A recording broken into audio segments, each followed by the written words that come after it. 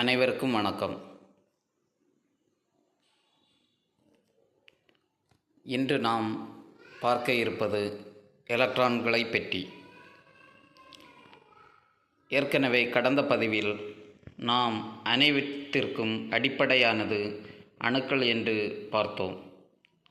ஒவ்வொரு பொருளும் இந்த அணுக்களில் உள்ள எலக்ட்ரான்கள், புரோட்டான்கள் மற்றும் நியூட்ரான்களின் எண்ணிக்கையிலும் மற்றும் அணுக்களின் கட்டமைப்பிலும் மாறுபடுகிறது என்பதையும் பார்த்தோம். இன்று எலக்ட்ரான்களை பற்றி இன்னும் விரிவாக காண்போம்.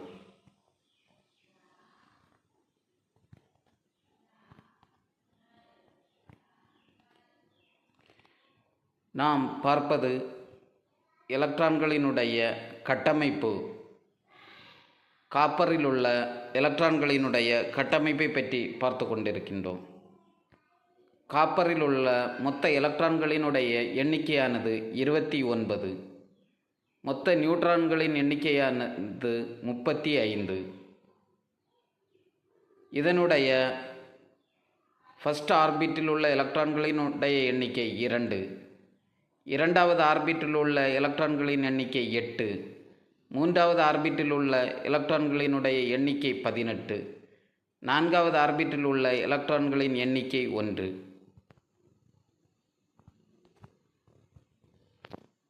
அடுத்ததாக நாம் பார்க்க இருப்பது சில்வரினுடைய electron arrangements.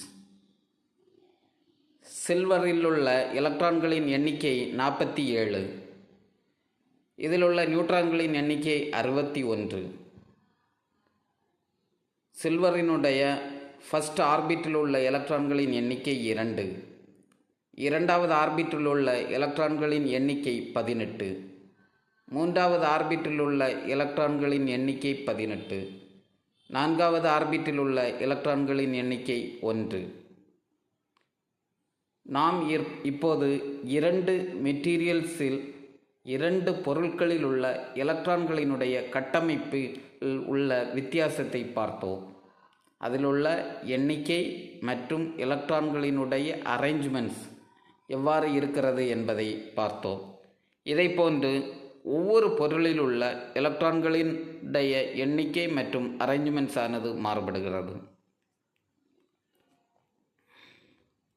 Properties of electron. Electron என்பது ஏற்கனவே நாம் கடந்த பதிவில் எதிர்மின் தன்மையுடைய நியூக்ளியஸை சுற்றி வருகின்ற அணுவினுடைய ஒரு பகுதி என்று பார்த்தோம். அந்த எலக்ட்ரானினுடைய சார்ஜ் ஆனது 1.602 × 10⁻⁻⁹ கூலும் அளவில் இருக்கும். எலக்ட்ரான்களுடைய சார்ஜினுடைய அளவு, எலக்ட்ரானுடைய சார்ஜை பொதுவாக எலக்ட்ரிக்கல் சார்ஜை கூலும் என்னும் அலகினால் நாம் குறிப்பிடுகின்றோம். ஒரு எலக்ட்ரானினுடைய சார்ஜ் 1.602 × 10⁻⁻⁹. எலக்ட்ரானினுடைய mass in kilogram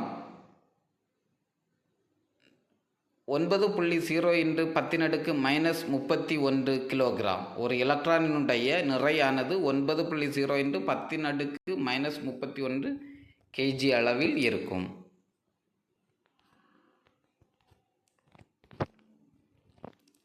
radius of electron. ஒரு எலக்ட்ரானினுடைய ஆர அளவானது 1.9 × 10⁻⁻15 மீட்டர் அளவில் இருக்கும். பொதுவாக எலக்ட்ரானுடைய ப்ராப்பர்ட்டி தன்மைகளாக இவற்றை நாம் சொல்வோம்.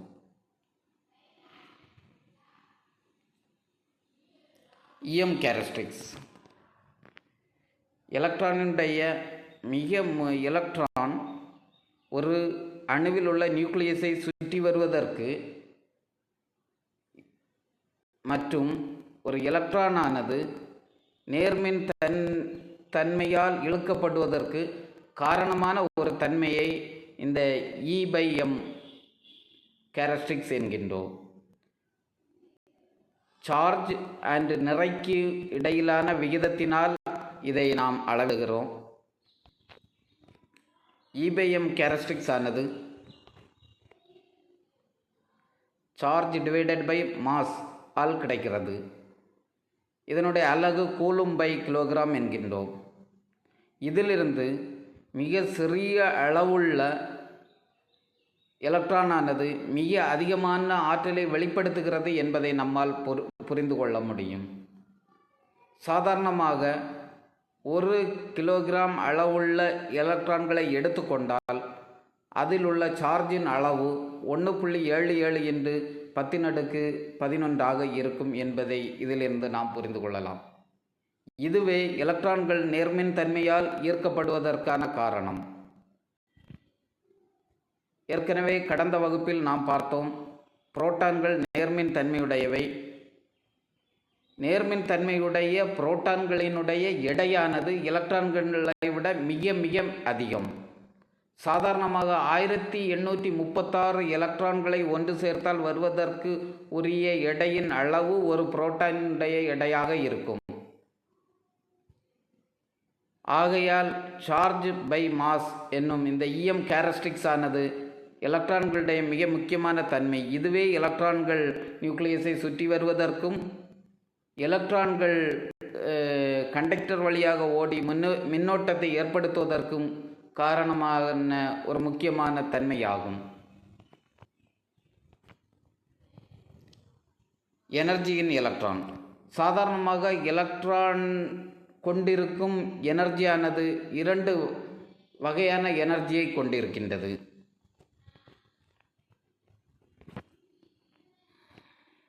நியூக்ளியஸை சுற்றி வருகின்ற எலக்ட்ரான்களானது அதனுடைய இயக்கத்தினால் உருவாகின்ற கைனட்டிக் எனர்ஜி மற்றும் நியூக்ளியஸில் உள்ள சார்ஜினால் உருவாகின்ற பொட்டன்ஷியல் எனர்ஜி ஆகிய 2 ஆற்றல்களை தன்னகத்தை கொண்டுள்ளது. சாதாரணமாக எலக்ட்ரான்ஸில் உள்ள ஆற்றல்களானது கைனட்டிக் எனர்ஜி மற்றும் பொட்டன்ஷியல் எனர்ஜி ஆகும். கைனட்டிக் எனர்ஜியானது எலக்ட்ரான்கள் நியூக்ளியஸை சுற்றி வருவதால் வருகின்ற இயக்கத்தினால் உள்ள எனர்ஜி ஆகும். பொட்டன்ஷியல் எனர்ஜியானது நியூக்ளியஸில் உள்ள சார்ஜானது எலக்ட்ரான்களை ஈர்ப்பதால் இருக்கின்ற எனர்ஜி ஆகும். Valence electron. வேலன்ஸ் எலக்ட்ரான் என்பது எலக்ட்ரானிக்ஸை பற்றி தெரிந்து கொள்ள இருக்கின்ற நமக்கு மிக முக்கியமான ஒரு தன்மையுள்ள எலக்ட்ரான்ஸ் ஆகும்.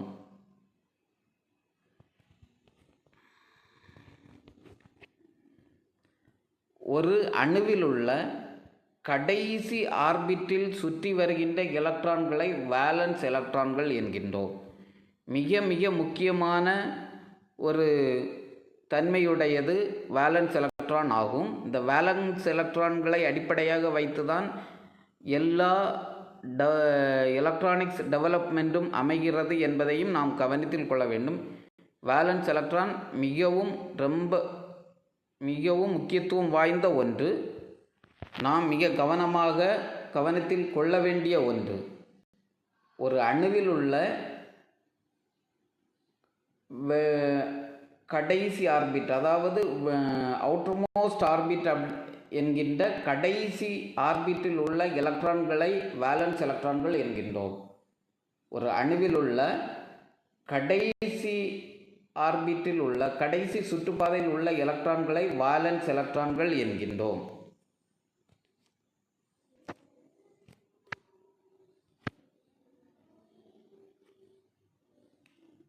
இந்த வேலன்ஸ் எலக்ட்ரான்கள் ஆனது ஒரு அணுவில் மிக அதிகமாக 8 மட்டுமே இருக்கும். ஒரு அணுவில் உள்ள வேலன்ஸ் எலக்ட்ரான்களின் எண்ணிக்கை மேக்சிமம் 8 ஆகும். மிக முக்கியமான விஷயம், வேலன்ஸ் எலக்ட்ரான் என்பது அணுவில் உள்ள கடைசி ஆர்பிட்டில் சுற்றி வருகின்ற எலக்ட்ரான்களின் எண்ணிக்கை. எலக்ட்ரான்களை வேலன்ஸ் எலக்ட்ரான்கள் என்கின்றோம். அணுவில் உள்ள கடைசி ஆர்பிட்டில் உள்ள எலக்ட்ரான்களை வேலன்ஸ் எலக்ட்ரான்கள் என்கின்றோம்.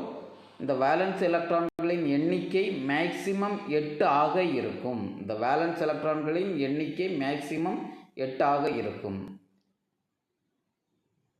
இன்னொரு வேலன்ஸ் எலக்ட்ரான்களினுடைய இன்னொரு தன்மையானது, வேலன்ஸ் எலக்ட்ரான்கள் தான் அணுவில் மிக அதிகமான ஆற்றலை கொண்டிருக்கும் எலக்ட்ரான்கள். ஏனென்றால் நியூக்ளியஸில் இருந்து அதிகமான தூரத்தில் இருக்கின்ற எலக்ட்ரான்களை வேலன்ஸ் எலக்ட்ரான்கள் என்கின்றோம். நியூக்ளியஸுக்கு நெருக்கமாக இருக்கின்ற எலக்ட்ரான்கள் மிக குறைவான ஆற்றலை மட்டுமே கொண்டிருக்கும். அவை நியூக்ளியஸால் அதிகமாக ஈர்க்கப்பட்டு கொண்டிருக்கும். ஆகவே அதில் ஆற்றல் குறைவாகவே இருக்கும். வேலன்ஸ் எலக்ட்ரான்கள் நியூக்ளியஸிலிருந்து மிக அதிகமான தூரத்தில் இருக்கும். இந்த எலக்ட்ரான்கள் மிக அதிகமான ஆற்றலை கொண்டிருக்கும்.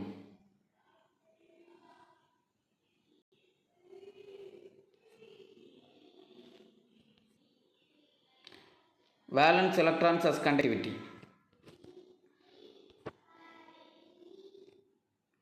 ஒரு பொருளில் உள்ள அணுவில் நான்கிற்கும் குறைவான வேலன்ஸ் எலக்ட்ரான்கள் இருந்தால் அவை கண்டக்டேஸ் அல்லது மெட்டல் எனப்படும். மிக முக்கியமான விஷயம், ஒரு பொருளினுடைய தன்மையை தீர்மானிக்கக்கூடியவை, அதனுடைய மின்கடத்தும் தன்மையை தீர்மானிக்கக்கூடியவை இந்த வேலன்ஸ் எலக்ட்ரான்கள் ஆகும். ஒரு பொருளில் உள்ள அணுவில் நான்கிற்கும் குறைவாக வேலன்ஸ் எலக்ட்ரான்கள் இருந்தால் அவை மெட்டல் அல்லது கண்டக்டர் எனப்படும். எடுத்துக்காட்டாக சோடியம், மேக்னீசியம், அலுமினியம். நாம் பார்த்து கொண்டு கீழே பார்க்கின்ற அணு கட்டமைப்பு படத்தில் இதை தெளிவாக காணலாம். ஒரு அணுவில் உள்ள வேலன்ஸ் எலக்ட்ரான்கள் நான்கிற்கும் குறைவாக இருந்தால் அவை கண்டக்டர் அல்லது மெட்டல் எனப்படும்.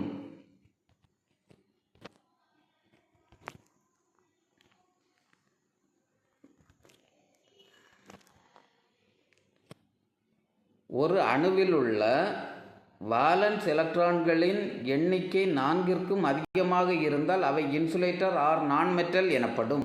ஒரு அணுவில் உள்ள வேலன்ஸ் எலக்ட்ரான்களின் எண்ணிக்கை நான்கிற்கும் மேலாக இருந்தால் அவை இன்சுலேட்டர் அல்லது நான் மெட்டல் எனப்படும். எடுத்துக்காட்டாக சோடியம், மேக்னீசியம், நைட்ரஜன். ஒரு அணுவில் உள்ள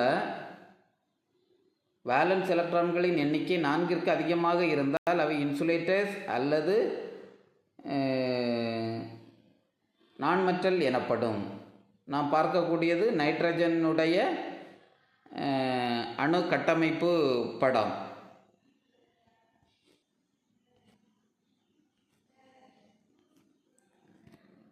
ஒரு அணுவில் உள்ள வேலன்ஸ் எலக்ட்ரான்களினுடைய எண்ணிக்கை 4ஆக இருந்தால் அவை செமிகண்டக்டர் அல்லது குறைகடத்திகள் எனப்படும். மிக முக்கியமானது, எலக்ட்ரானிக்ஸில் நாம் அதிகமாக பார்க்க இருப்பது இத்தகைய பொருட்களை பற்றி தான், இத்தகைய மெட்டீரியல்ஸை பற்றி தான். அதனால் மிக முக்கியமான ஒரு ப்ராப்பர்ட்டி, ஒரு அணுவில் உள்ள வேலன்ஸ் எலக்ட்ரான்களின் எண்ணிக்கை 4ஆக இருந்தால் அவை குறைகடத்திகள் அல்லது செமிகண்டக்டர்ஸ் எனப்படும். எடுத்துக்காட்டாக சிலிகான், ஜெர்மானியம், கார்பன். நாம் பார்க்கக்கூடியது கார்பன் அண்டு டின்னினுடைய எலக்ட்ரான் கட்டமைப்பு டயக்ராம். மிக முக்கியமான விஷயம், ஒரு அணுவில் உள்ள வேலன்ஸ் எலக்ட்ரான்களின் எண்ணிக்கை 4ஆக இருந்தால் அவை குறைகடத்தில் அல்லது செமிகண்டக்டர்ஸ் எனப்படும். ஃப்ரீ எலக்ட்ரான்ஸ் அப்படிங்கிறது ரொம்ப மிக முக்கியமான ஒரு விஷயம். ஸோ இவை தான் responsible for current flow. Valence band அல்லது வேலன்ஸ் மிகவும் தளர்வாக இணைக்கப்பட்டிருக்கின்ற எலக்ட்ரான்ஸை ஃப்ரீ எலக்ட்ரான்ஸ் என்கின்றோம்.